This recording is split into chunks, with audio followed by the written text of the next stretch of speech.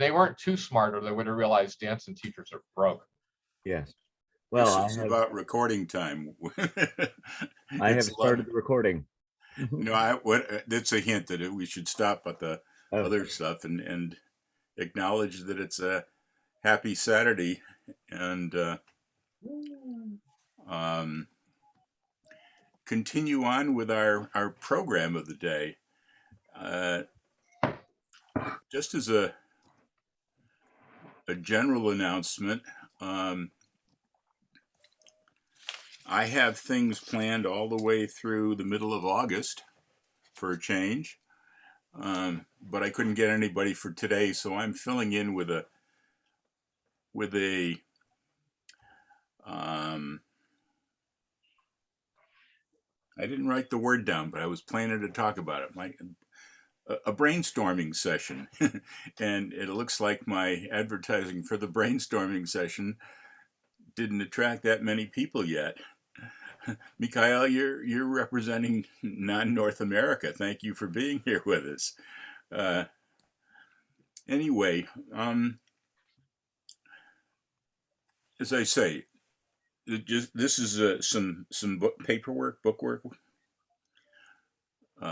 But we have somebody for this week. We have next week. In the following 2 weeks, we will not be meeting. One is the National Convention, and you guys should all be there. I won't be, but I figure we won't try to compete with it. And the weekend after is the holiday weekend in the U.S., 4th of July. And then 1, 2, 3, 4, we have things booked for the next 5 weeks, which is kind of cool. Saves me sweating a lot. This week I thought we would do some brainstorming. There's been a thing I've been brainstorming with myself for many, many, many years, and I thought I'd present it to you guys and hope you guys can either help modify it or give me your suggestions.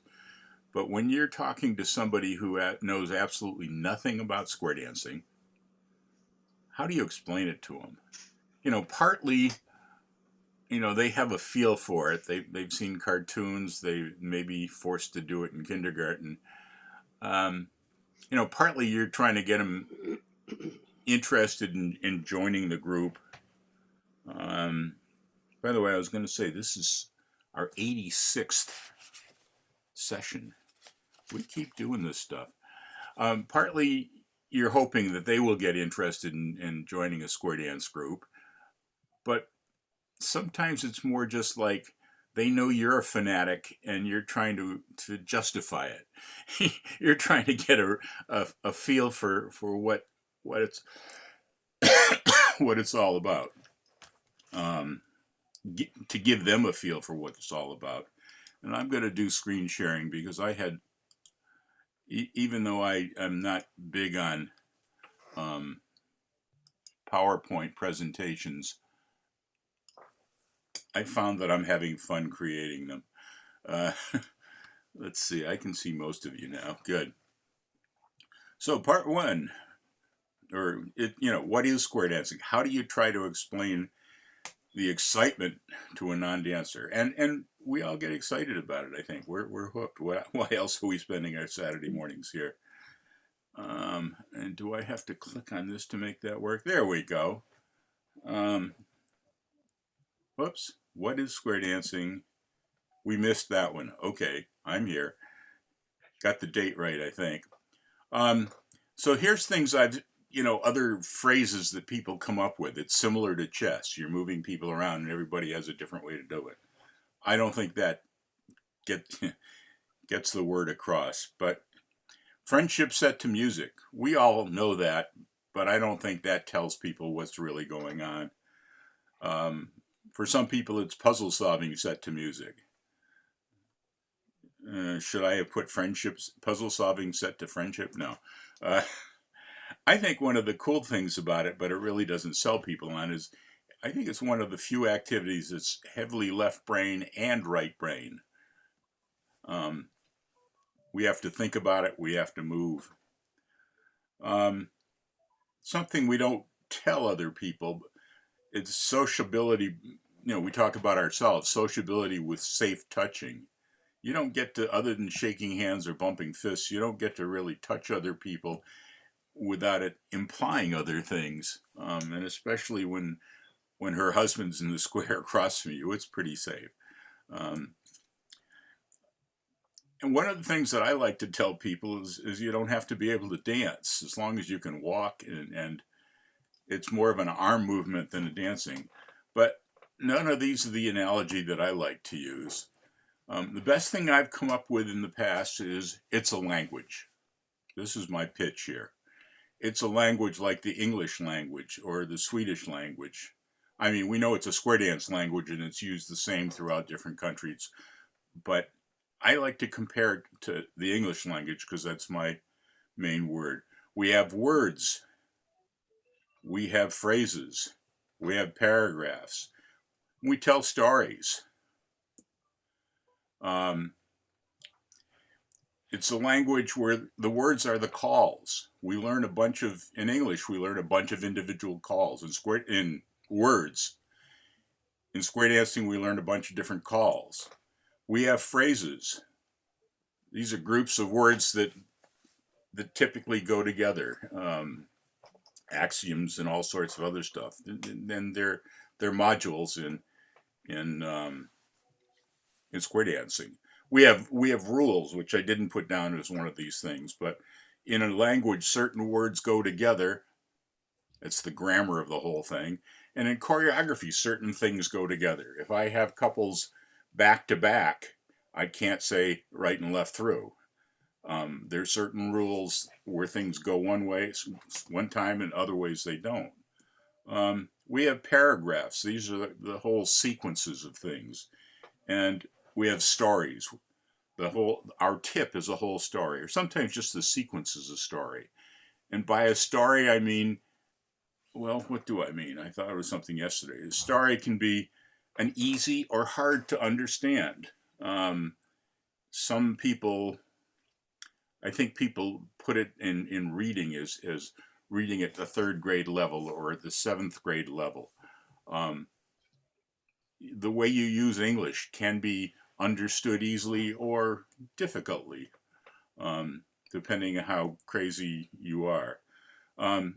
You can use a large vocabulary or a small vocabulary when you're speaking. And also that goes for, you can dance a program with 20 basics on it, 20 calls, or you can dance a program with 350 calls. You can be poetic, you can be repetitive. Some people repeat the same choreography time after time, but they're entertainers despite it. So we have all very similar kind of stuff.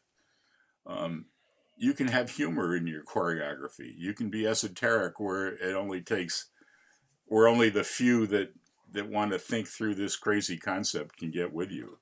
You can be slapstick and call crazy stuff that, you turn back 3 times. Whatever mood you want to put with your dancers. As I said earlier, this is going to be a brainstorming session. I didn't know how long my presentation would take. Usually they take a lot longer than you're planning on. This one's going to be a real short one. Anyway, the fun for dancers is that they don't know what to expect, but they enjoy the suspense of the story. Again, they get a feel for whether it's a suspenseful or routine or slapstick. They know all the words, but they don't know the story that's coming out. So in summary, it's hard to understand what square dancing is without trying it. Try it, you'll like it. And we all know that once you get them through the door, as I used to tell my class, your job is to get them through the door the first night. My job is to want to make them come back again afterwards. You really have to, but just to try and let your friends know, why are you so fanatic about this? You've got to try it really to tell.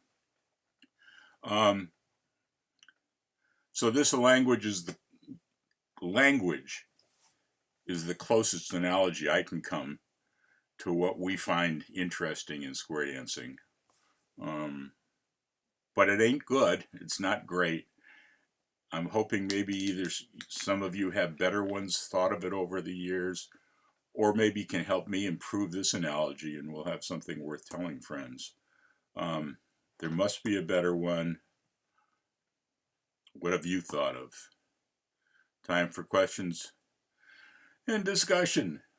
And it's not even quarter after. Wow. Woo, that went fast. Yeah, I didn't realize it was going to go that fast. It took me a lot longer to put the slides together. And while I'm here, let me remember to, if I can find Yolanda in the list here, make sure Yolanda can record because I'm a little late on this. The one You mean I got to do the presentation over again? The What are your tagline thoughts? I have used is dancing for math nerds, but that doesn't necessarily sell it very well. That's the puzzle solving set to music kind of thing. Yeah, or Mother May I for adults. The puzzle thing is good for selling it to your nerd friends. And certainly I advertise it that way to them. For the public, you know, I wouldn't go with only that approach. I'd, I mean, that's, I think it should be promoted on multiple different lines so that, you know, you see some promotions of it say, oh, it's, you know, puzzle solving set to music or something like that. And you have other ones where it's just like, come on out, it's lots of fun, we'll be dancing. And no mention of the puzzle things. You know, and the dancing one can be, you know, easy to learn. You got 2 left feet, that's okay, you know, that kind of thing. That's, Chris, that's one thing that I forgot to say when I said you don't have to know how to dance. You really, I mean, one of the reasons I got into it is I'm not very good with footwork. And you don't, again, if you want to start on your left foot or start on your right foot or hop on both feet, it doesn't matter. You just have to get from here to there and preferably have the right hands available. And that might have gotten somebody like me in. So I noticed Joe has his hand up.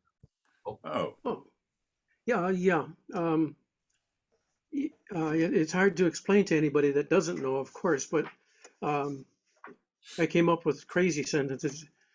Sort of what Don says, it's a 3-dimensional language requiring instant judgment in a time-constrained kinetic environment.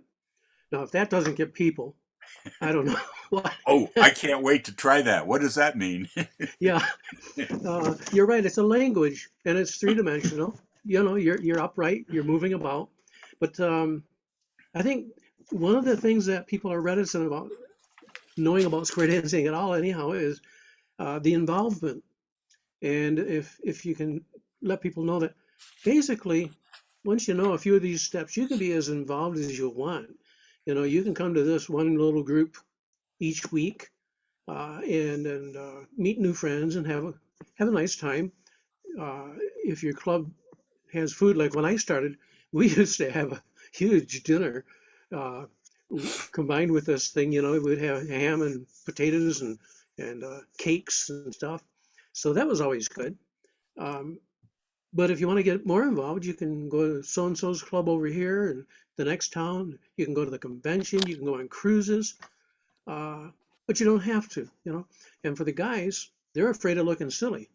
So, you know, most of us offer the first night or so for free anyhow. You say, look, come on out and try it. If you don't like it, I'll give you your money back. You know, they haven't paid anything anyhow, so you're safe. But it's, I don't know, you know, it's the excitement scares some people off. So I'll yield back to Don. I like the fact that you can tell people, what was it you said? Oh, that there's all sorts of levels. You can get as nerdy as you want, or as moving with the music as you want, or as sociable as you want. or or eat as much as you want, as some dances. Steve, your hand is up. Daryl, I know you were waving your hand before you had your digital one up, but Steve's in line here.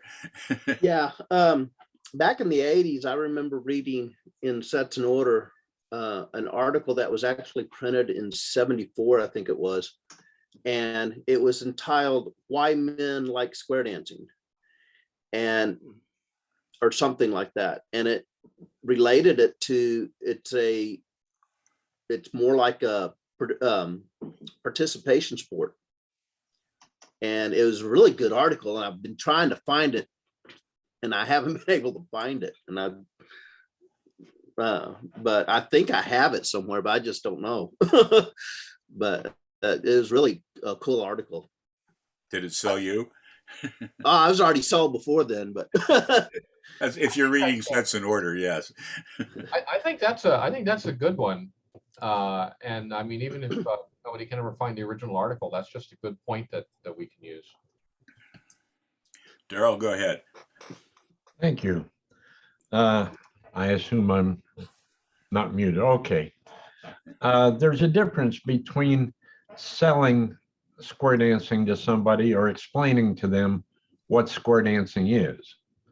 If I were going to sell it, I'd go back to the old phrase, don't sell the steak, sell the sizzle.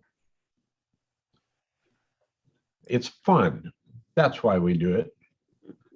It's the most fun you can have with your clothes on. That's why we do it. Now that's speaking to a man. I don't know this how I'd say that to a lady, but that's what it's all about, isn't it? Now you can go ahead and if the guy says, I don't want to go dancing. Women, you don't have to sell any kind of dancing to women. Typically, they're going to be ready to go whenever you say it. But if you're going to sell, you need to sell it to the men. And some of the reasons that you gave fit quite nicely into that. You don't have any fancy footwork. They're going to tell you what to do all the time. Once you learn a few terms, you'll be out there doing it, and you're not going to look silly. Men don't like to look silly. They don't like to look dumb.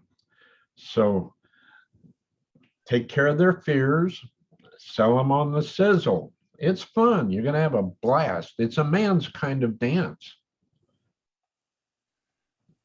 It was, as I recall, I think it was originally done by all men, wasn't it? Didn't it evolve from the Morris dances? Tony's not here to answer that tonight. I wish he was, but that'd be my thinking on it anyway. By the way, at party nights when I get, half the floor up and the other half, let me see how it goes before doing it. I tell them it's a participation sport. It's not a spectator sport. Everybody's got to get up because these guys that are up there now don't want you looking at them, don't want you watching them. Get up there and join them. My real reason, of course, is that anybody that starts on the second or third tip at a party night is about 2 tips behind all the way through the evening. Chris, before I ask you, I'm just curious if you guys' thoughts, what are your thoughts on my language analogy? Think of that along with your other suggestions. Chris, your hand has been up for a while. Are you tired? I was just going to say that the way that it was actually sold to me before I heard anything about it was sold to me by super high tech, super nerdy co-workers, but before I knew anything about that, and the language aspect was used as part of that, I think that part of the conversation actually started with a discussion of an old programming language called SLIP, and somebody when I said the word SLIP said centers trade, and I'm like, what? But there were exactly 2 words that actually sold it to me that got me to go over there, and those 2 words were "there's girls." Let me guess, that was Kent. Yes. I was talking the other day to yesterday actually to a caller who's not active anymore, but learned to call back in the, I think, mid 60s.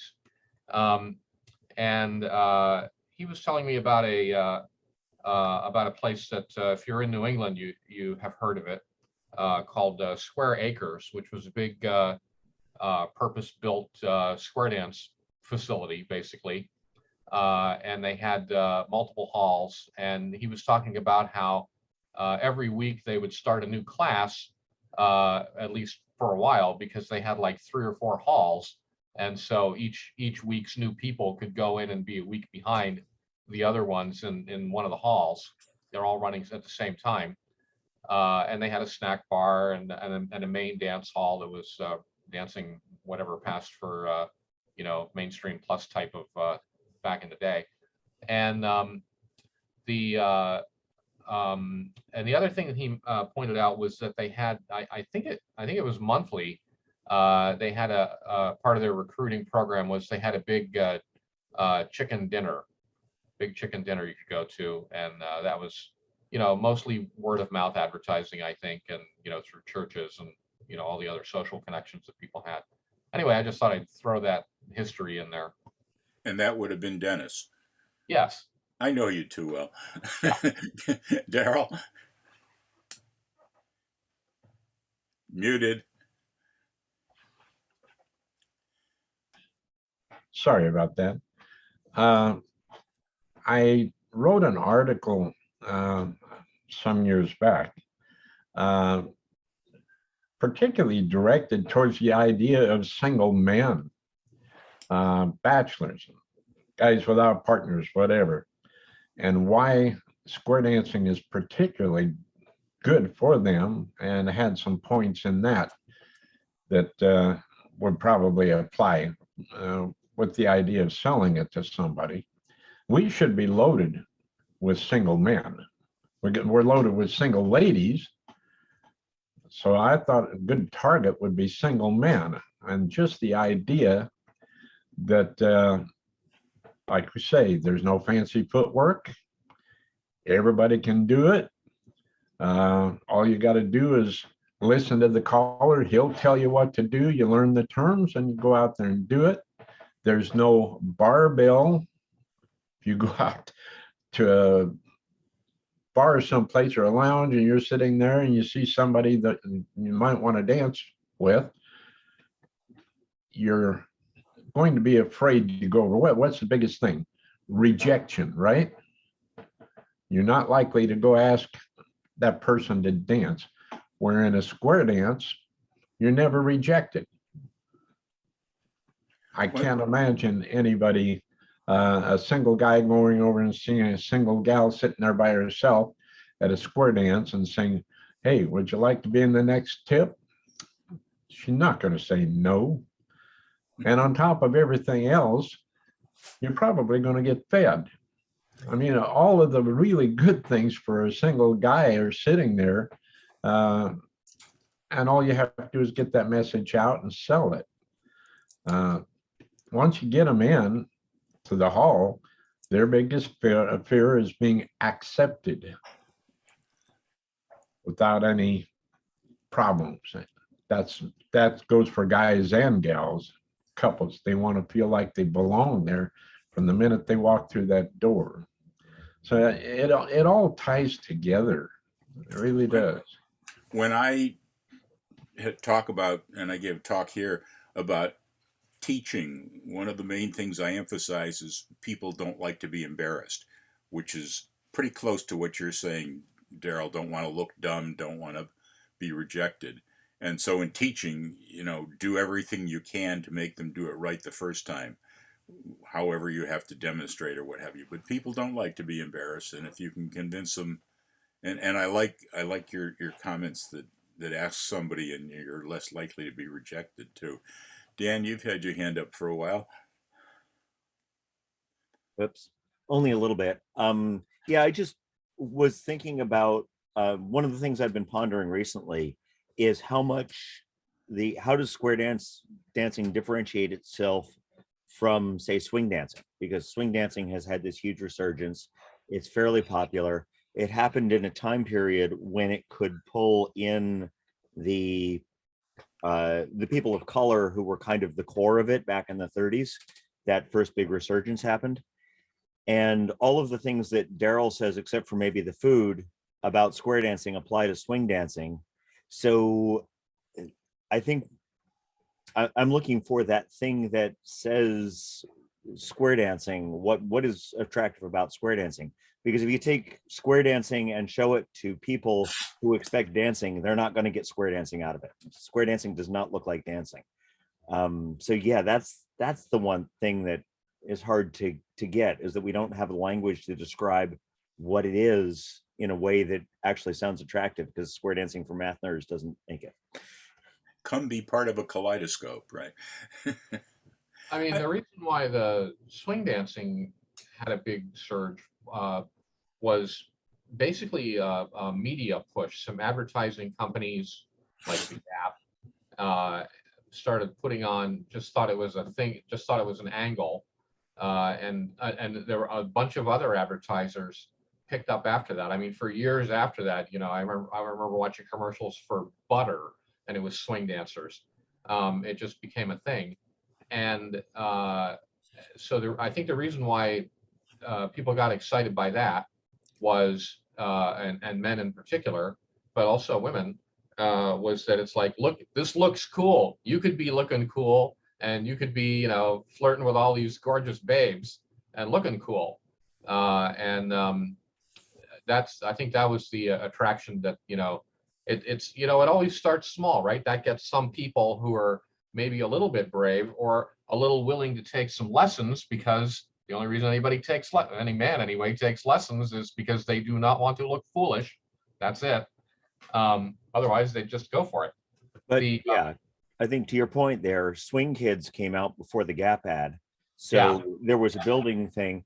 But the other side of that is you put a bunch of people in 30s and 40s clothing, and it looks cool. You put a bunch of people in crinolines and embroidered Western shirts, Right. and that is not something that is going to capture the popular zeitgeist right now. Yeah. Yeah. Yep. Joe's got his hand up again. Yeah, I think what you're saying, Dan, is probably a very good point. We have to fight the stereotypical notion of what square dancing is. I got to the border one time coming up to Canada to call a festival, and the customs guy, he wasn't going to let me go until he did his little routine of, stomping on the floor and tossing the bells over his shoulder and the straw in the mouth thing.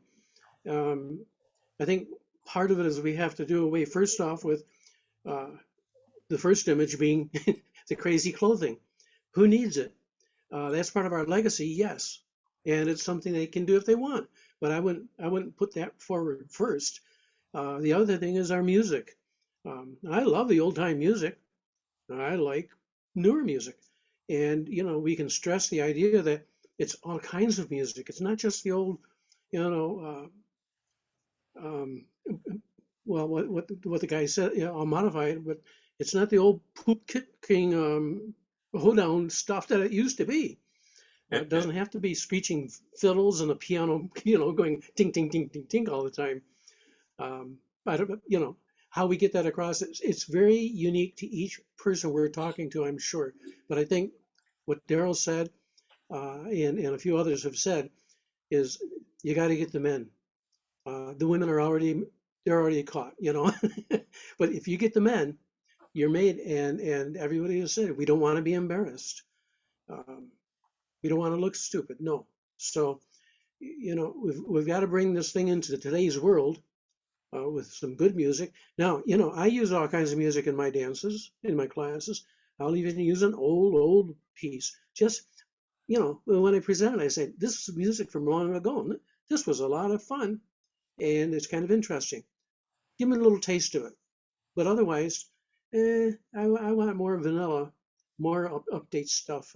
I don't care for alternative too much because there's very little phrasing, very little melody, and people when they're dancing, they want to hum the tune. They want to recognize something. They want a good beat. So got to get those men. And I did have, when I was overseas, I had one club where we would have the service guys come out, and they created a whole new social culture of square dancing on their own. They had a ball, and therefore the rest of us had a ball. So get those men. Daryl, after Daryl, let's hear from some people that haven't had their thoughts spit out yet. But Daryl, go for it. This doesn't work without unmuting yourself. That's why I went like that. Yeah, I don't want to dominate the conversation, but it's Joe, you're right, I'm right. Everything has been right so far. Everybody that's talked has had good ideas. But I think targeting the men is so important. Maybe what you ought to do is say, okay, what are these things that are going to turn a man off? And do they apply to what we do? Probably not. First, I've got 2 left feet. I've got no rhythm, which almost any other type of dancing requires those 2 things right up front. Yeah, the rejection, all of those things apply. But I think the most important thing is make them comfortable with the idea that they're going to be able to do this kind of dancing without struggling. And like I say, looking foolish or dumb. Nobody wants to let them do that. But go back. Beyond that, sell the sizzle. It's just a blast. They feed you. Yes. Got all these gals there that are waiting for you to dance with them. You're not going to be rejected. There's no barbell. You don't have to pay for drinks for somebody else either. Just so many things that are positive from a man's perspective. And maybe you better list those first. I'm going to take it forward in terms of gender roles a little bit. If I were single right now, I would be less interested in meeting women and more interested in meeting women who had common interests to mine. And therefore, there are women there isn't a draw. I have to be wanting to go there for the thing itself. And that's the harder part. I hope you don't think you're normal, Dan. I may not be normal, but I do have a bunch of friends, so I don't think I'm that far out. That's where you tell them that there's people from all walks of life, lawyers, doctors, all sorts of people in square dancing. So they'll find somebody maybe with their interests. Actually, I guess in my traditional dancing, I used to enjoy meeting women, but when I was starting Western square dancing, the average dancer was 30, 40, 50 years older than I was. And I didn't particularly enjoy yellow rocks with some of the corners that I had. So, well, that's why you got to have groups that are new groups. I mean, I know you're a big fan of start a new group and keep it disconnected from the rest of square dancing, and I guess with SSD, that's another route that or an incentive or however you want to look at it for people to start new clubs. But yeah, nobody wants to go dance with grandma. Cece? That's funny. Yellow Rock is my least favorite call. I don't call. I cringe every time I hear it. Because what got us square dancing was I have kids and I homeschool, and guess what? Square dancing was a PE credit. And so that's what got us into it. And we actually recruited many families. A lot of what you guys are talking about is all older people, not multi-generational. And so when I advertise for our club, it's all generations, family friendly. Doesn't matter whether you're single, married, kid, adult, everybody's welcome and it's all to have fun together, multi-generational. And Yellow Rock is the first thing that will turn a teenager off. See, They when I'm calling for a club and somebody says, "You haven't called Yellow Rock, will you call it, please?" And I said, "It's not on the list."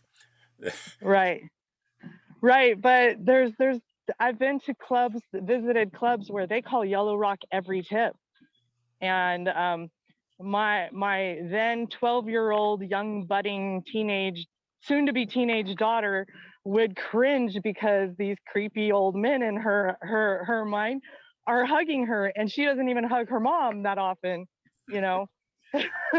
um, in fact, when she got married, her husband says, "This is how you hug somebody," because she's not a touchy-feely person, but she loves square dancing, as long as Yellow Rock isn't called. Carol, go ahead. Daryl. Very good, Cece. Dan, I'm going to go right back to you.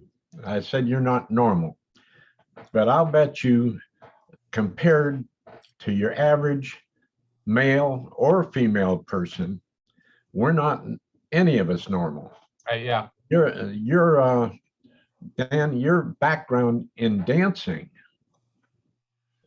prepared you a lot for the attitude that you have right now about it. You don't have to be sold on dancing to be sold on square dancing. It just added one more possibility to the dancing that you've already been doing. Am I right?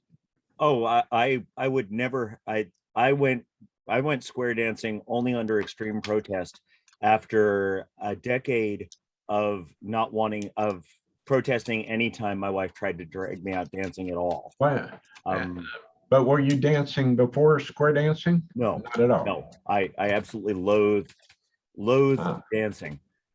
Square dancing worked only because it told me what to do with my hands. Tell me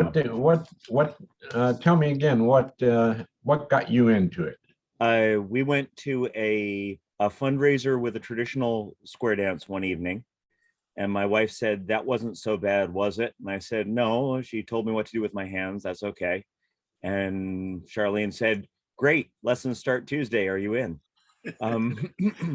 But yeah, I hated any sort of dancing, and still do not have, I can execute choreography if somebody offers me that, and I can kind of figure out where to put my feet, but I don't have that sense of, oh, dancing is fun, particularly. Not normal and proud of it. Yolanda? So it's interesting because the last couple of years I've been dancing on Zoom, and I don't have to get dressed up and stuff. And so when we started on the floor, I just went in my, street clothes. The new people that had started in the group before COVID all came with their fancy outfits and are like totally gonna stick to it, And so from the ladies' perspective, because you guys are concentrating on the men, and that's not gonna happen around me. So a lot of the women get hooked because of the outfit. I know you guys. Sometimes the idea of dressing up and it seems to work for them. And I've talked to quite a few married couples, and it's usually the woman that gets the couple to come in. It's rare that the guy is the one that initiates. Okay, let's do this. So you could, single guys, yes, but any married couple, you probably want to focus on the woman. 40 years ago, there were lots of cartoons about, the woman dragging the guy to the square dance in a wagon with handcuffed and blindfolded, or the stories about the woman would drag her husband to the first dance or two, and then she'd lose interest, and he'd drag her to the rest of the lessons because he'd gotten hooked at that point. My first time was literally watching a dance, and somebody's partner walked away, and they physically pushed me into it. I wasn't about to. I was fighting physically, but once doing it, it was great. Stephen, you got your hand up, then Chris. Yeah. First of all, that she's talking about the women in the clothes. It's like, well, they look great in the clothes anyways, in the outfits. But when I was in high school, I actually went with a friend of mine. He belonged to the club that I later joined. But the reason I joined is my mom wanted to take lessons and she needed a partner. She asked me to go, and I said, okay, you pay my lessons. And here, 5 years later, she stopped dancing because she remarried, and the guy she married, they danced for a year and quit. And I've been dancing ever since. And while I was taking lessons, there were 3 girls in the square dance class that were cloggers. And they said, hey, you need to come clog with us. And that's how I got into clogging. And I'm still doing both. And so. Yeah, when mom says come along, you pay the way. Good. Chris, you I got was a your struggling teen at the time. But 19. but you got interested in square dancing and in clogging because a woman talked you into going. But again, Actually, I liked it. I was weird. I liked it in elementary school. Yeah, so did I. So, but again, I'm a firefighter, so I'm weird about everything. again, once you try it, it's easy to understand why people like it. But how do you convince them to not to try it, but convince them why you like it? Chris, you're waving your hand at us again. Then John. Yeah, I was just gonna sort of make a general comment and also touch on the clothes. There's no single message or totally general applicable thing to market.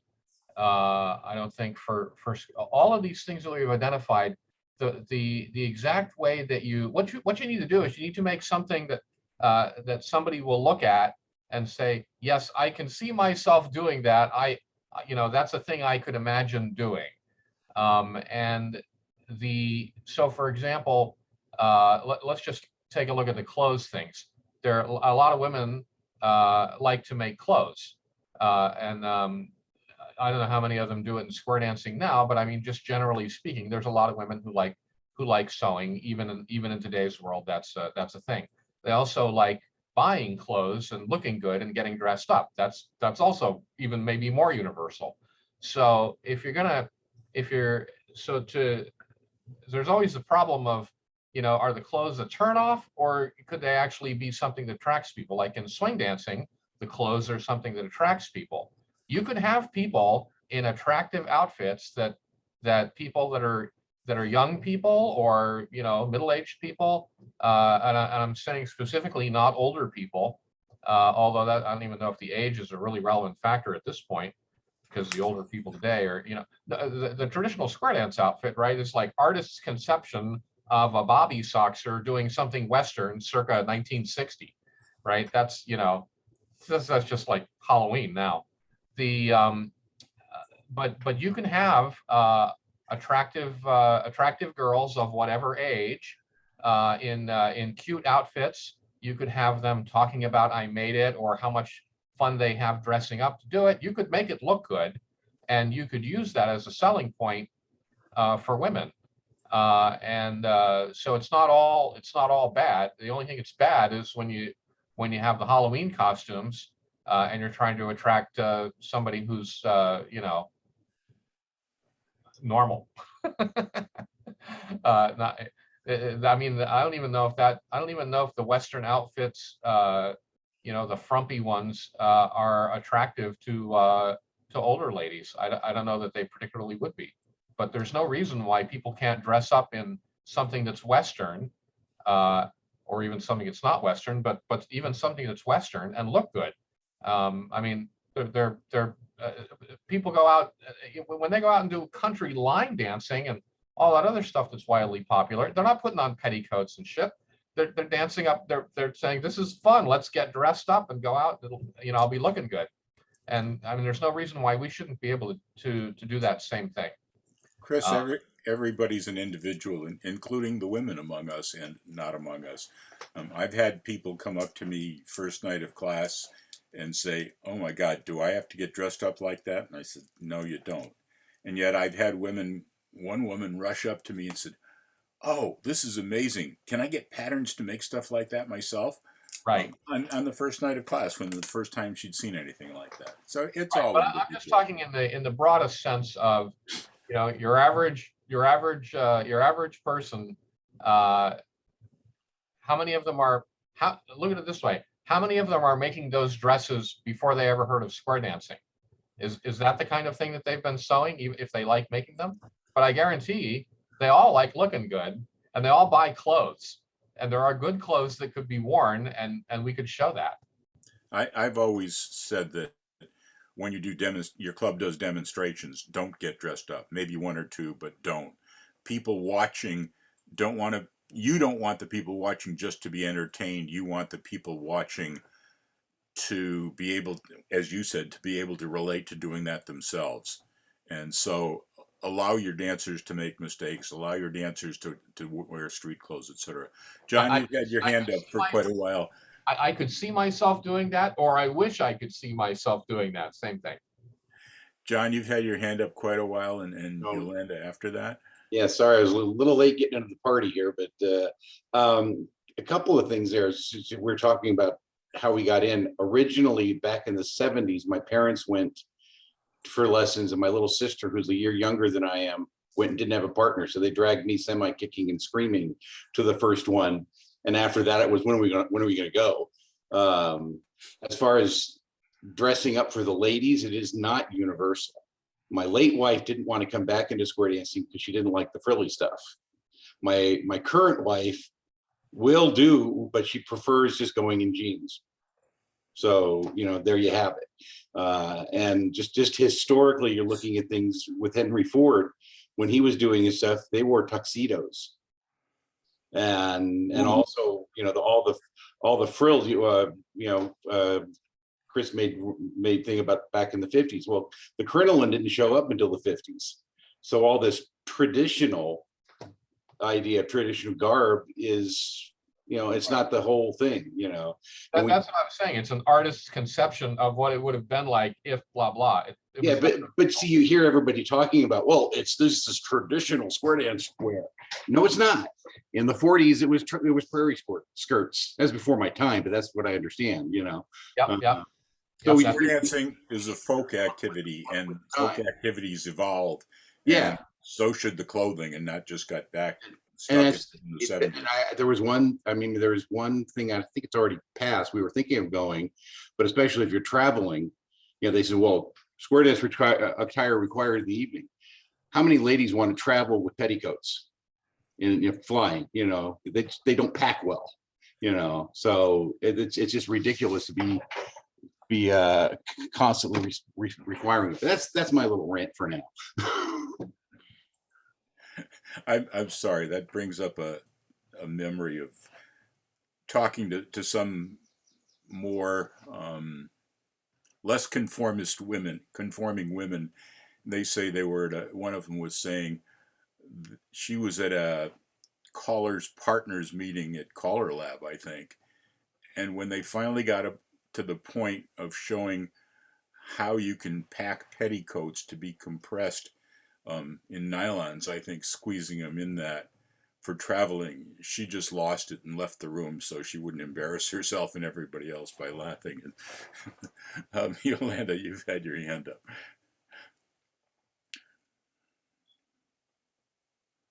You're muted. There we go. Yes, I know. I was unmuting myself. So why can't we create a society where all forms of dress code are acceptable?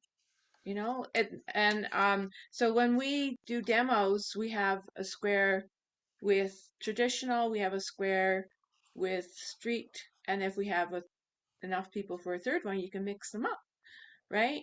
And say that, it's come as you are, and we're just glad to have you. But I know when we've had demos and we've gotten people up and I've talked to them lately, majority, at least 85% of the people that I've talked to said, we noticed the traditional quote unquote outfits, and that got us interested in coming to your particular area. That's what drew us in, right? And so it gets their attention if nothing else. But John, it should, I'm sorry, I thought you were. and Go ahead. we've had a variety of new dancers that the first thing the ladies do is they come over to us and they say, now how can we get that outfit, and can you tell us how to put it together properly and stuff, right? So yeah. But the issue comes in that it's not universal. Too many people are still in the mode of, we need to have traditional garb. And, that just turns off at least enough people that I don't know, it's going back to my ministry days. It was like the concept of the pastor's wife. You never find that anywhere except in people's minds. And my late wife bucked against that for forever. But that's tradition, so we somehow we need to get to re-educate people to say, hey, we really mean anything goes. And too many people are still like, well, you need to have square dance attire. And if nothing else, the cost is often prohibitive. You're looking, even if they make it themselves, that's a pretty expensive undertaking. So if memory serves me correctly, my wife, who would used to come to dances and got bored just sitting there not dancing, and she's somebody that never wore square dance attire, and I found out from some clubs, well, we didn't ask her to dance because she wasn't dressed for it, so we figured she didn't know how to dance. Am I remembering that correctly or not? No. I didn't want to have to dance. Oh. Everybody would ask, except that I wanted to dance. I didn't always want to dance. And then there were other clubs, she informs me, that she just wasn't in the mood for dancing, but people would come over and ask her. So you can't win for losing. It was a pressure. And didn't like the social pressure of having to tell people no. Well, and we also, what we've been trying to encourage, like at jamborees and stuff, to have a side room or something where people who wanted to donate the clothes, and we'll have a like some charity or something that the funds will go towards, so that it doesn't become expensive for people, that we just rotate the clothes. So John, Dan, and then Joe, but John, I just wanted to mention that since you came in late, the original topic has shifted quite a bit. You should go back and watch the video of my remarkably short 9-minute presentation on trying to explain what it is about square dancing that we like, and using language as an analogy. But go ahead, Dan. There we go. So I just wanted to, something Yolanda touched on. Yeah, in my area, it's not expensive to dress in square dance clothing because there's so much of it being given away. Because it's But the other side of that, and just in terms of culture, Yolanda asked, why can't we create an environment in which all of these things go? If I hadn't started square dancing with a gay club, I doubt I would have continued square dancing. Because the gay club was much, much better about clothing, about culture, about attitudes than any of the straight clubs in my area. And I live in the North Bay, where there isn't that much of a distinction between them. Anyway, on to the next. Joe. Getting people attracted to this activity is tough. I think part of the reticence about people becoming involved is it's different than it used to be in terms of our social climate. Back when I started, this was our entertainment. There wasn't that much good TV. There was no technology to tie us to our phones. when I first started teaching back in the early 60s, the teachers' ideas of a good time was to get together Friday night after school and get drunk. And I wasn't a drinker back then. I didn't know. That I wasn't. They had dress codes for drinking, so I couldn't do that. So, but nowadays, both parents are working. If you're looking at couples, both parents are working. If you're single, you're working, and then you're going out with your friends. You got a lot of technologies to deal with. Our activity doesn't lend itself to people casually participating anymore.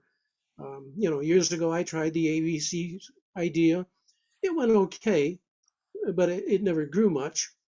But we still need to restructure our activity somewhat. The SSD program is great, but it still doesn't address the issue of the casual part-time person who maybe once a month wants to go out and have a good time. Dr. Lloyd Shaw in his workshops would say always, the man owes his wife or spouse a night of dancing at least once a month, and whether you like it or not. And we do owe to I don't know how you say to couples, especially if you don't do something together now, when the kids are gone, raised and gone, you're going to come home one day from work and look at each other and say, "Who are you?" Because you've done nothing together.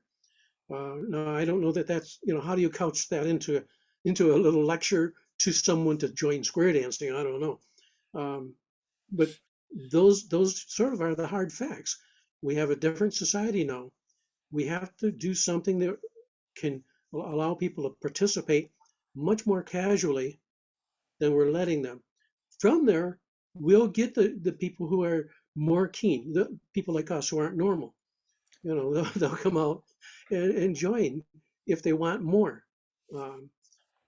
I was thinking of putting together some sort of a advertising thing where we showed all kinds of square dance groups, the family kind of group, the young adults having a good time together in casual clothing, enjoying each other.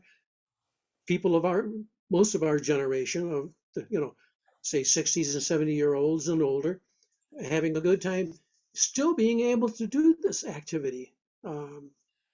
It's just we've got a big job. It's all I figure. All we can do is it's like how do we do it? It's like eating an elephant, one leg at a time. So I like that image, Joe, of showing kids, teens, dressed to the hilt, undressed to the hilt. That's not quite the right term, but college groups,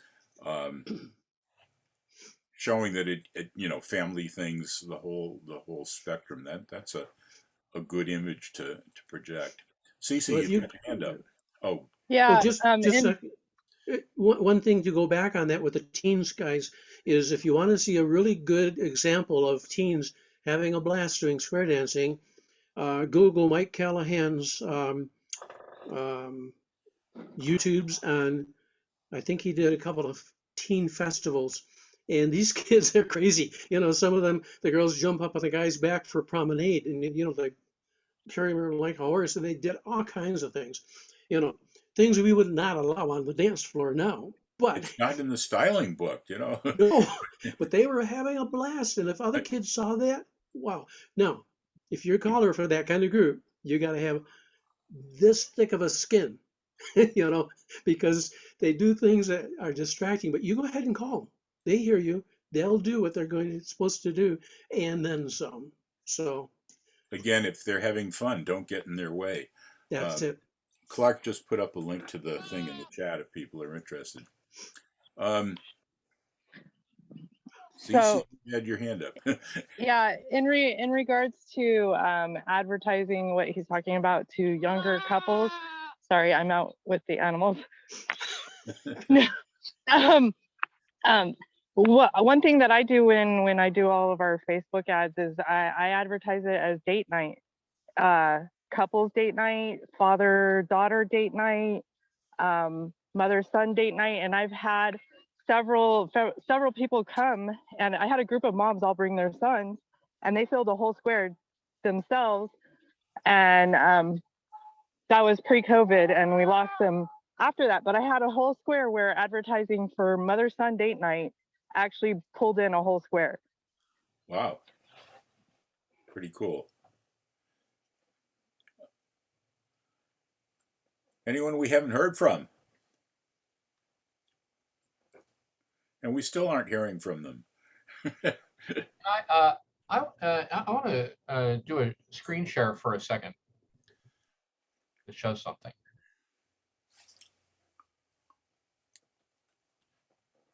Is that okay? Yeah, actually, it's okay in a minute or so, but I'm noticing that we've managed to drag my 9-minute presentation out to an hour, which is really good. Thank you guys for coming again. Remember, not next week, but the week after and the week after, National Square Dance Convention Week, which is the 25th of June, and 4th of July weekend, which is the 2nd of July. We will not be meeting, and then we're going to try to figure out how to get my brain and your brains back in function for another 5 weeks. We'll get some good programs set up. Thank you guys for coming. Thank you for giving me the opportunity to expound on my analogy of the English language, and may the discussion begin. Clark, I saw your hand after Chris finishes screen sharing. If you want to. You can leave it if you want to. Okay, let me see if I can get this turned on here. That's it. Share screen. Then you do. Gotta find the thing to share. Where is it? How do you do this? Oh, I see. It's okay. I found it. Hang on. Maybe it's that. Right. So, like, just a couple. Are you seeing this? Yes, small, Yeah. but yes. Oh, okay. Yeah, that one's small. I don't know if I can make it bigger. Wow, too hard. But I mean, these are just like, what do people, what are things that they would buy anyway? Things like this, this. These are all Western outfits. And I think if you had pictures of people, dancing, and showing those kind of clothes, that would attract a broader audience of people. It depends on what part of the country you're in. In some parts of the country, that's normal attire. Yeah. Not up here in the Northeast, but. Yeah, but if you go to any of the dance clubs in the Northeast, they're wearing that. Yeah. Just go out on Route 1 to any of the country dance clubs out there, or anywhere else. Clark? So my introduction to square dancing took essentially 3 tries. I remember doing it in grade school and liking it and being good at it. And it was a big enough thing in our class that I think we put demos on for other classes in the school. It was certainly records and kind of memorized routines. But I had a red check shirt that was my square dance shirt, and I would always wear that when we were going to be doing square dancing. But not blue jeans. I don't remember blue jeans. I don't think we've ever gotten you to wear any. I actually have one pair of blue jeans, and I wear them once a year. Oh, wow. Yep. And I just did for the Shady Hill School 7th grade square dance, because I have one kind of Western shirt, and it's mostly a white shirt, which is what the kids are dressed in. and their dress code for the square dance, for the 7th grade square dance, is white shirt and blue jeans. So to fit, I have to wear blue jeans. So I have one pair of blue jeans that Sorry to I interrupt. put on once a year. So much that happens when you're a kid growing up. Stuff comes and stuff goes, and you don't know whether if you like it, you can ask for more of it or not. That was the end of square dancing until probably 8th grade, where friends of my parents were square dancers, and they had a daughter they wanted to get into square dancing. So they needed somebody who had a son who could be cajoled into square dancing. And their daughter and her friend and me and my best friend all went to square dance lessons. And I'm sure this would be like in 67, 68. So you guys know what square dancing was like in those times and lessons. And I'm sure we went to lessons and learned stuff. And the interesting thing is I remember liking it. I have no memory at all of what it was like, what the hall was like, what the people were like. I don't think I clicked with my partner or anything, but I did it.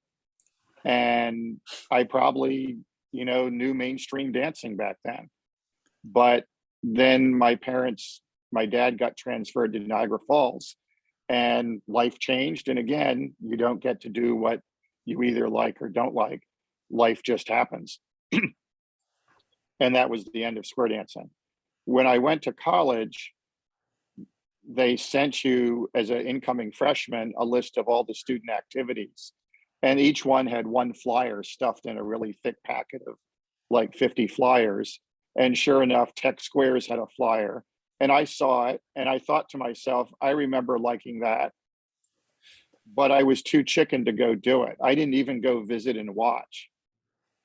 I just kind of did what the students in my my part of the dorm did, which was the lecture series committee, which put on the movies on Friday and Saturday night and Sunday, and then raised enough money to hire an expensive lecturer in like Art Buchwald or something.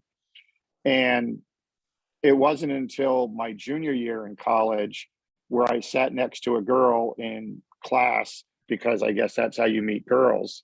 And she said, "Hey, do you want to go square dancing?" And that was enough. Sure, because I knew I liked it. I knew MIT did it, and someone asked me to go to it. And that was the entree that stuck.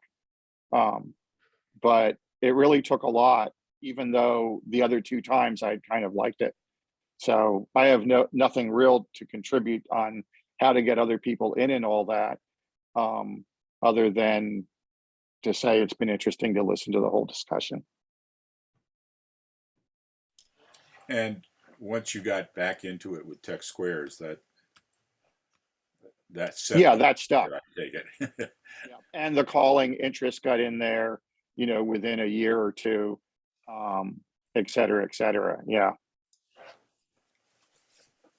Just a quick story, if I could, because it's true story. Once upon a time, that's how you know it's a true story. I started like that. Pocatello, Idaho.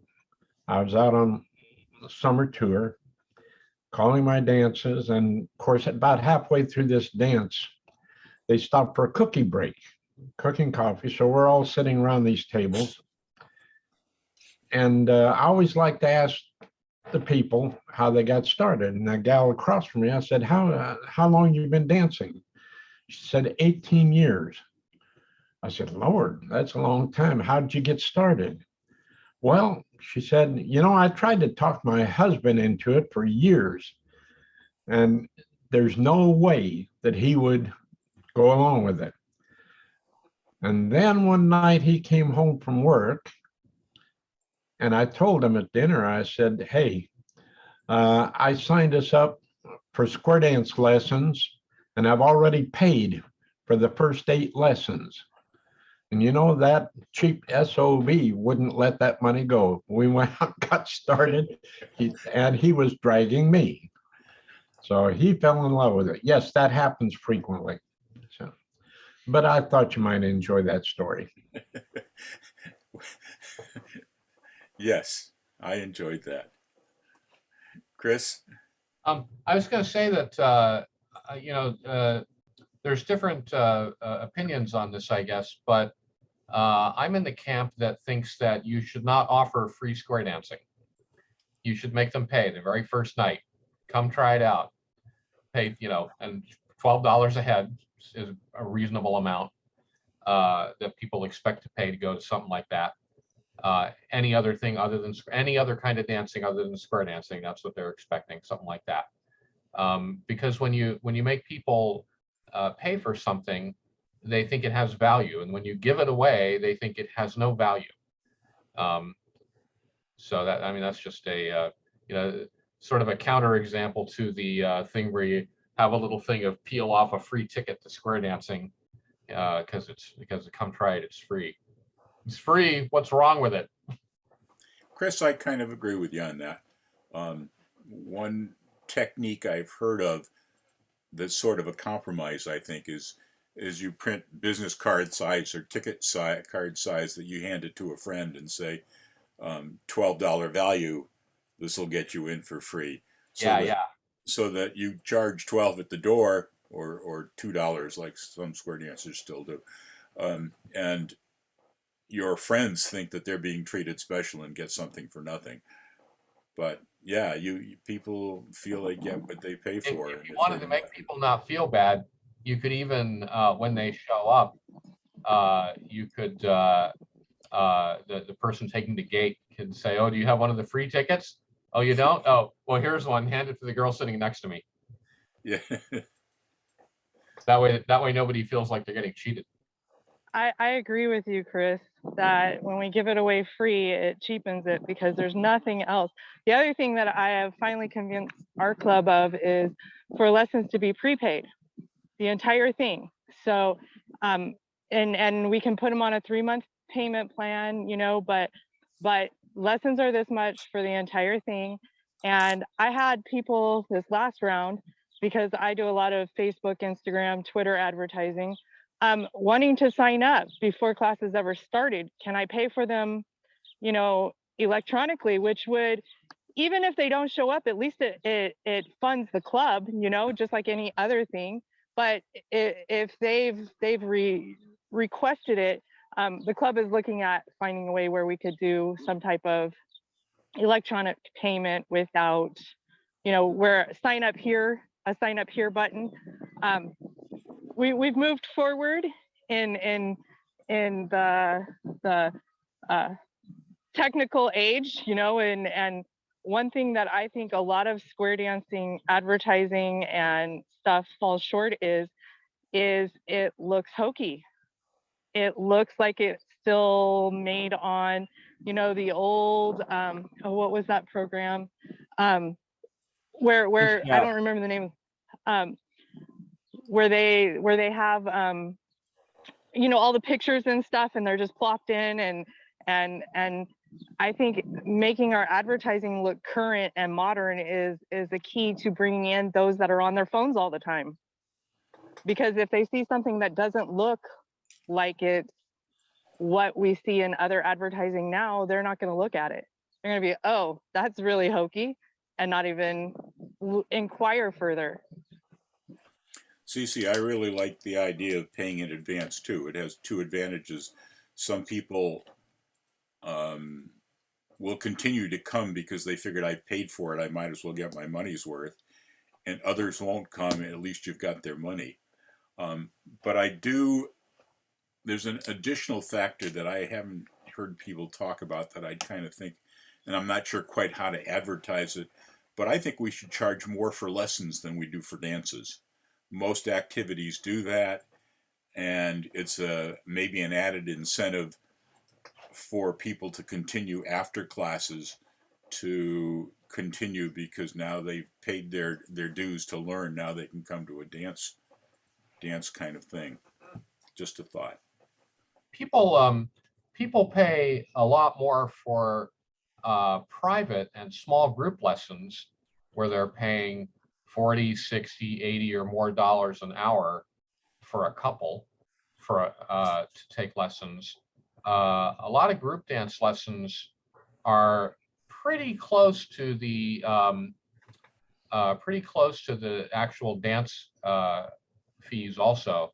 But the kind of dancing that I do that's not square dancing, you're paying for a live band at the dances. So the lessons might be $12 per person per hour, or around there.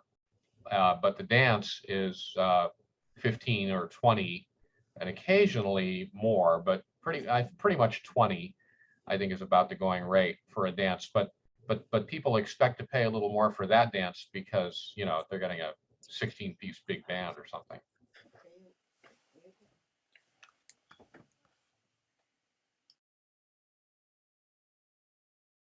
Joe, were you waving goodbye to Daryl or just wanting to talk? Yeah, just waving goodbye to Daryl. Sounds good. Paying in advance is tough on us old folks, you know, fixed income and all that stuff. The Square Dance Teaching Council, which is the that we have here, which is the you know, the club that's not a club. It recruits beginners and it gets leads from all the clubs in the area and who can't afford to put their own classes on generally. And so the people come over and learn square dancing at the teaching councils, they call it. I know they have other things in other parts of the country. I don't know what they call them there, but you know what I'm talking about. And there they have the students prepay by semester, where they've broken the classes down into 1 or 2 semesters per you know, per class. So you're paying, I'm not sure exactly how far ahead it is. I think like 5 or 6 weeks at a pop. When kids at MIT take it as for phys ed, does that do they have to pay, or is that part of their tuition? Clark, do you know? That's a good question. I don't know. I would imagine it's part of their tuition. When I taught the PE class, it was just part of their tuition. One of the things that hasn't come up today, but has in the past, as far as outfits and not being traditional, is our parallel sister activity of contra dancing and traditional square dancing, whereas outfits there are, well, Lord forbid, Lord forbid you should wear a petticoat, and they really frown at people coming in, at men coming in with a towel on their belt, and yet they're have lots of activity and generally younger than our average age. They tend to wear a certain type of outfit just to blend in with the others, but it's not required, and it's come as you are and as you want to be. Didn't somebody show up one time with one of those little towel things, and they also had like toothbrushes on it and stuff? Probably, but I don't recall. It's the success of the Yeah, and as we've talked before, those programs are currently or have been very successful, whereas we were dying out, and I applaud many people that I know that enjoy both worlds, and enjoy both worlds, but are afraid to tell one world about that they partake in the other. The partner dances have a lot of crossover. Sometimes you have people who really only do one thing, but especially for the women, a lot of them have tried and go to different kinds of dancing. You know, did salsa dancing for a while, now doing swing dancing, and you know, things like that. One of the dance groups I was at a week ago Thursday, some lady walked in, beginner walked in to do it, and 12:19 p.m. She was a salsa dancer, my alarm is going off saying I have to go feed a doggy. Give Rex rice. See you, Chris. Well, I'll be right back, but Well, we're slowing down a bit here. I'm sensing that we've drained our thoughts on the topic and closely related ones. Anyone else got any additional things you want to help drag this on a little? Or Mel hasn't been with us today. I hope he's okay. He's probably doing something tonight or tomorrow morning for him. Usually keeps the dance going well. I don't know how Mel does it. I find that sleep is a powerful draw. Yeah, exactly. Anyway, I'm ready to bow out, guys, but thank you for keeping me entertained for an hour and 21 minutes. And we will see you next week and not the 2 weeks after. Cheers, guys. Catch y'all later. All right. Bye. Bye.